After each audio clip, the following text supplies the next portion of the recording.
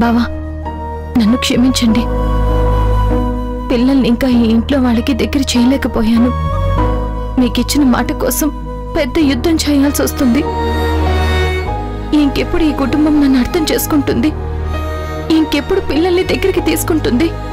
రోజు రోజుకి పరిస్థితులు చాలా కఠినంగా మారుతున్నాయి. వాటితో ఒంటరిగా పోరాడుతున్నాను. మళ్ళీ నేను అనాథనైపోయాను.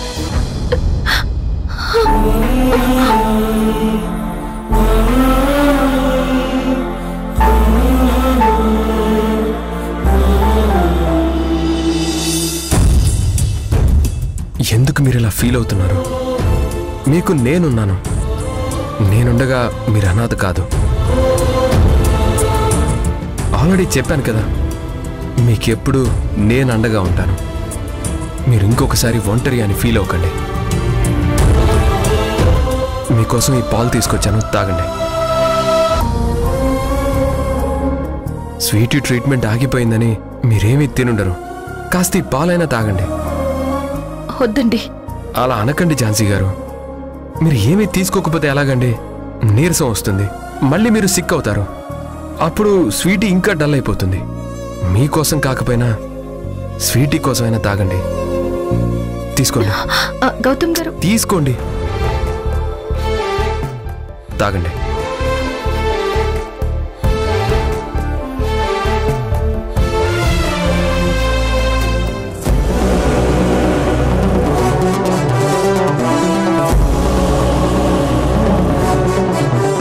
గౌతమ్ గారు, ఆ రాజయ్య దుర్మార్గుడు. అందుకే స్వీటీని వాళ్ళకి అప్పగించొద్దు అంటున్నాను. మీ వాళ్ళు నా మాటలు నమ్మడం లేదు. పైగా నాది ఈగో అంటున్నారు. మిమ్మల్ని నేను నమ్ముతున్నాను. ఇందాక నేను ఇంటికి వస్తున్నప్పుడు ఆ రాజయ్య రత్నవేలుతో మాట్లాడడం చూశాను. రాజయ్య రత్నవేలుతో మాట్లాడా? అవునండి. నన్ను చూసిన వెంటనే ఆ రత్నవేలు పారిపోయాడు. నాకక్కడ స్వీటీ ఫోటో దొరికింది. నాకేదో అనుమానంగా ఉందని ఆ రాజయ్యని అడిగితే ఏదేదో చెప్తున్నాడు. కానీ ఖచ్చితంగా ఏదో ప్లాన్ చేస్తున్నాడు.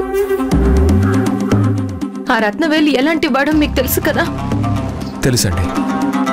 ఒక చైల్డ్ మిస్సింగ్ కేసు విషయంలో ఎంక్వైరీ కోసం నేను ఆ రత్నవేలు దగ్గరికి వెళ్ళాను. మీరు ఆ రోజు స్టేషన్లో ఉన్నప్పుడు ఒక పాప మిస్ అయిందని వైఫ్ అండ్ హస్బెండ్ వచ్చారు కదా.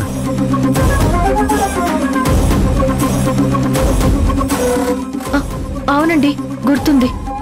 ఆ కేసు ఇన్వెస్టిగేషన్లో రత్నవేల్ దగ్గర పనిచేసేవాడు ఇన్వాల్వ్ అయి ఉన్నాడని తెలిసింది. దాని వెనక ఆ రత్నవేల్ కూడా ఉండుంటాడని డౌట్ ఉంది. కానీ పక్కా ఆధారాలు లేవు. వాటి కోసమే మేము స్టింగ్ ఆపరేషన్ చేస్తున్నాం.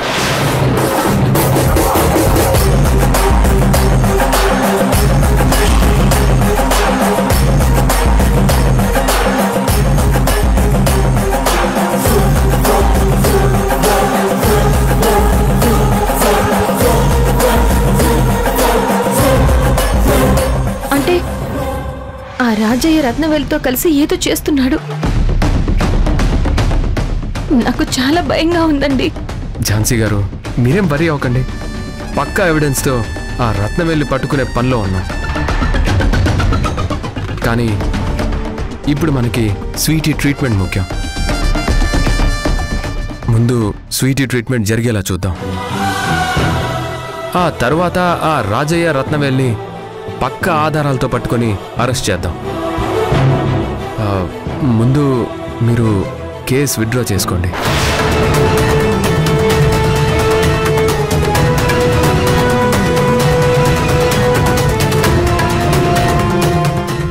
ఏమన్నారు? Case withdraw చేసుకోమంటున్నాను.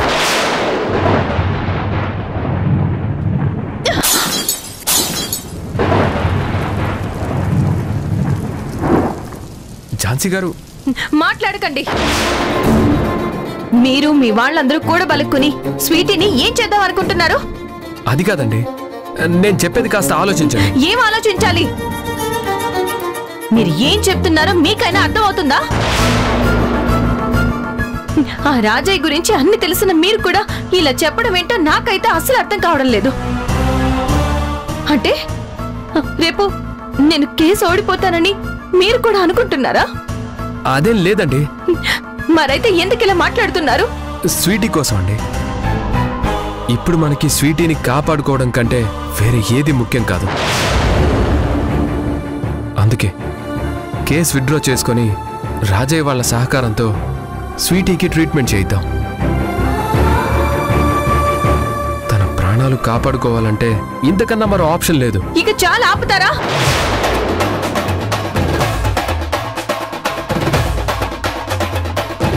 నీ సలహాలు ఓదార్పులు నాకేం అక్కర్లేదు. నా ఇబ్బందులేవో నేను పడతాను. మీరు ఇక్కడి నుంచి వెళ్ళిపోండి. ఎందుకండి అలా అంటారు? గౌతమ్ గారు ప్లీజ్.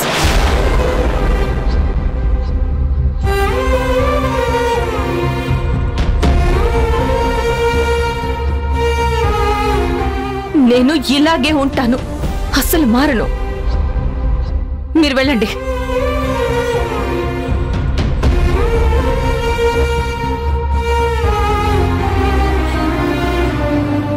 మీరు వెళ్ళకపోతే నేనే వెళ్ళిపోతాను. ఝాన్సీ గారు,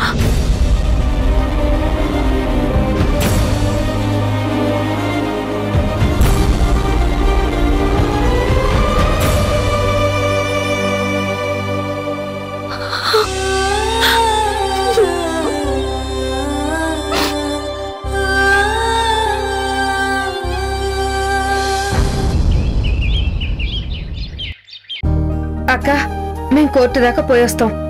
అందాక పిల్లల్ని చూసుకో. అలాగే శ్రీవల్లి. లొల్లి చేయకండ్రి, మంచిగా ఆడుకోండ్రి. మేము జల్ది వస్తాం. అట్లనే అమ్మా. రండి. అయ్యా అయ్యా, ఒక్క నిమిషం అయ్యా. కోర్టుకి ఏలవుతుంది, జల్దీ పోవాలి. వస్తున్నా వస్తున్నా. ఏంది లోనికి పోతున్నావు? ఒక్క నిమిషం ఉండయ్యా. అరే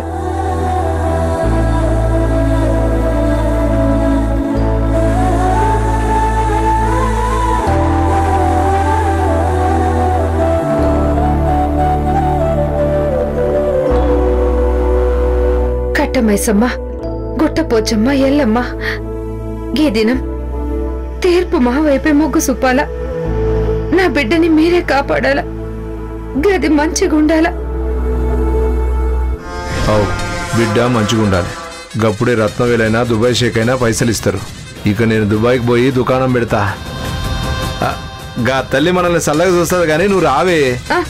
వస్తున్నా అయ్యా. జల్దీ రారా. పదయ్యా.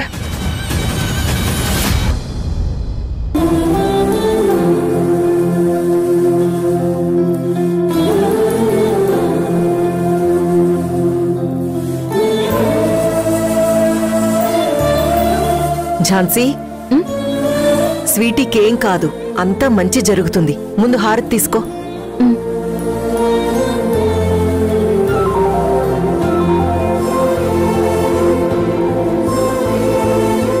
అమ్మా ఝాన్సీ, నేనెందుకు ఇలా మాట్లాడుతున్నానో అని అనుకోకు. నేనెందుకు చెప్తున్నానో అర్థం చేసుకో. దేని గురించి మేడం? ఏం లేదమ్మా, ఇప్పుడు మళ్ళీ కేసు కోర్టు అని వెళ్ళి మనలో మనమే ఇంటి గొడవని రచ్చ చేసుకుంటే మనింటి పరువే పోతుంది. అందుకే